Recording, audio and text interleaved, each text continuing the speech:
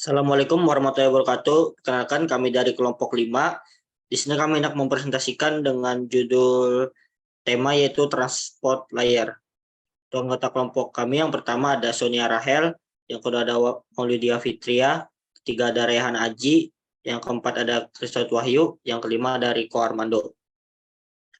Selanjutnya untuk table of content terdiri dari 5 poin. Yang pertama ada pengertian, yang kedua ada fungsi transport layer, yang ketiga ada penggunaan port number pada TCP dan UDP, yang keempat ada karakter TCP dan UDP, dan yang kelima ada peran TCP dan UDP dalam komunikasi.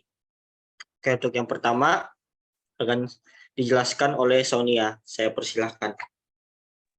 Baik, terima kasih. Pengertian dari transport layer. Transport layer merupakan bagian dari model referensi OSI atau Open System Interconnection dan model TCP atau IP. Lapisan ini memiliki tanggung jawab untuk menyediakan komunikasi yang andal secara end-to-end antara aplikasi yang beroperasi pada perangkat yang berbeda di dalam jaringan komputer. Saya kembalikan ke moderator. Oke, terima kasih atas penjelasannya.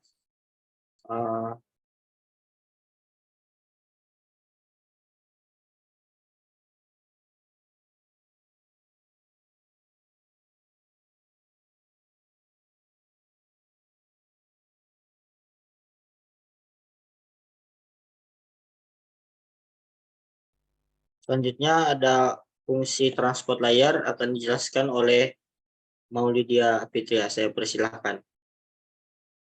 Baik, terima kasih. Yang kedua ada fungsi transport layer. Yang pertama ada menjamin pengiriman data yang andal.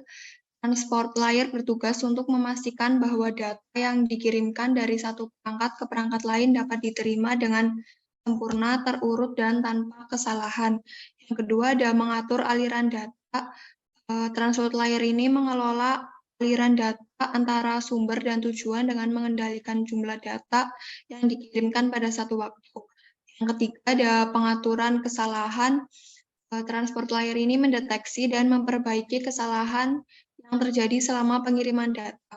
Protokol seperti TCP menggunakan mekanisme checksum untuk memverifikasi integritas data dan menerapkan transmisi jika ada paket yang hilang atau rusak. Yang keempat ada multiplexing dan demultiplexing. Transport layer menggunakan port number untuk menggabungkan beberapa aliran data menjadi satu jalur komunikasi. Ketika data tiba di tujuan, transport layer menggunakan port number untuk memisahkan data ke aplikasi atau layanan yang tepat atau demultiplexing. Yang kelima ada penanganan koneksi. Beberapa protokol transport layer seperti TCP menyediakan koneksi berbasis stream antara sumber dan tujuan. Sekian, saya kembalikan ke moderator.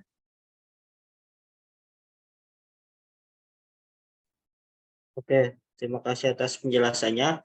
Selanjutnya yaitu ada poin ketiga yang akan dijelaskan oleh Riko Armando. Saya persilahkan. Terima kasih untuk moderator. Penggunaan port pada TCP dan UDP ialah yang pertama, TCP menggunakan port number untuk mengidentifikasi aplikasi pengirim dan penerima satu koneksi TCP. Yang kedua, port number TCP biasanya diatur oleh standar yang dikeluarkan oleh Internet Assigned Number Authority. Yang ketiga, beberapa port number populer pada TCP antara lain 80 untuk HTTP atau Hypertext Transfer Protocol, 443 untuk HTTPS, 25 untuk SMTP, dan 21 untuk FTP.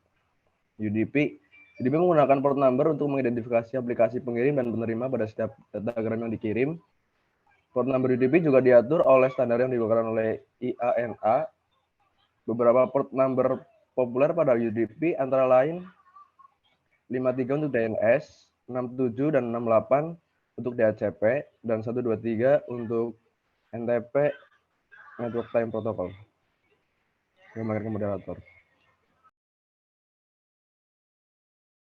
Ya, terima kasih penjelasannya. Selanjutnya untuk poin keempat yaitu ada karakteristik TCP dan UDP. Untuk TCP yang pertama yaitu ada TCP menggunakan koneksi berbasis byte stream untuk mengirim data secara terurut dan terjamin. Yang kedua, TCP menggunakan proses handshake 3 langkah atau three-way handshake untuk membangun koneksi sebelum pertukaran data dimulai. TCP menjamin pengiriman data yang andal dengan menggunakan mekanisme pengakuan atau acknowledgement dan retransmisi. Yang keempat adalah TCP mengimplementasikan pengaturan aliran data atau flow control dan congestion control untuk mengontrol aliran data dan mencegah kemacetan di jaringan. Selanjutnya ada UDP. Yang pertama yaitu UDP adalah protokol transport tanpa koneksi yang mengirimkan paket data secara independen. Kedua, UDP tidak menggunakan mekanisme pengakuan atau retransmisi sehingga tidak menjamin pengiriman data yang handal. 3. UDP memiliki latensi yang rendah karena tidak ada overhead untuk pengaturan aliran atau pengendalian kesalahan. UDP memiliki pengaturan aliran data atau congestion control bawaan sehingga aplikasi harus mengelolanya sendiri jika diperlukan. Selanjutnya untuk poin terakhir akan dijelaskan oleh Rehan. Saya persilakan. Terima kasih kepada moderator yang telah memberikan saya kesempatan untuk menjelaskan peran TCP dan UDP dalam komunikasi. Yang pertama itu ada TCP.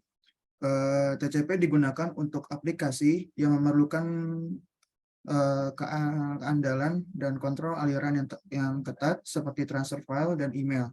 TCP membangun koneksi antara pengirim dan penerima sebelum dapat mengirimkan data. Hal ini memastikan bahwa data sampai ke tujuan dengan benar dan urut. Selanjutnya yaitu TCP memiliki mekanisme pengiriman ulang dan deteksi kesalahan yang kuat, sehingga memastikan bahwa data yang dikirimkan sampai ke tujuan dengan benar dan terjamin keandalannya. Selanjutnya itu TCP mengatur laju pengiriman data antara dua mesin, sehingga memastikan bahwa penerima tidak terlalu cepat atau tidak terlalu lambat dalam menerima data dari pengirim. Selanjutnya ada UDP. Yang pertama, UDP digunakan untuk aplikasi yang memerlukan kecepatan dan latensi yang rendah, seperti streaming video dan game online. Selanjutnya, itu UDP tidak membangun koneksi sebelum mengirimkan data.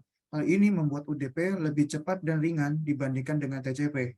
Selanjutnya, UDP tidak memiliki mekanisme pengiriman ulang dan deteksi kesalahan yang kuat, sehingga data mungkin hilang atau rusak saat pengiriman.